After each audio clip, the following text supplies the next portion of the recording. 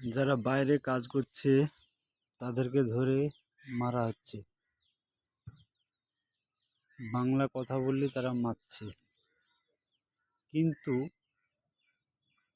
আমাদের মুখ্যমন্ত্রী মমতা এসব ব্যাপারে দেখছে না, এবং সেখানকে যে যে রাজ্যে যে মারছে সেই রাজ্যের মুখ্যমন্ত্রীর সঙ্গে কথা বলছে না এই নিয়ে।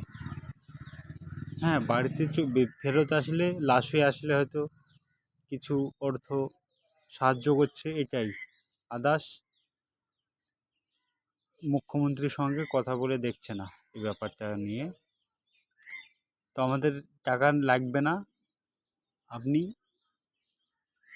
কাজ দিতে পারবেন না এত শ্রমিককে, আপনি ডাইরেক্ট কথা বলুন মুখ্যমন্ত্রীর সঙ্গে, যে জেলাতে মারছে, যে দেশে মারছে সে দেশের মুখ্যমন্ত্রীর সঙ্গে। আর এটা পরিষ্কার বিজেপির গোবর ইঞ্জিলের সরকার যে জায়গা আছে সেই জায়গাতে এটা হচ্ছে। কিন্তু এই যে তারা জানে না, মুসলমান যদি একবার খেপে যায়, কে কোথায় আছে সে যার দেখবে না।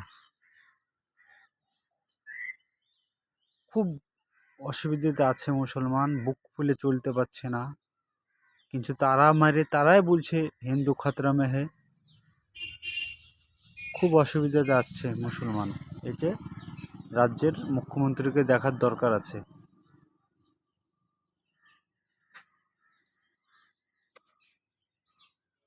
আর একটা কথা, সেটা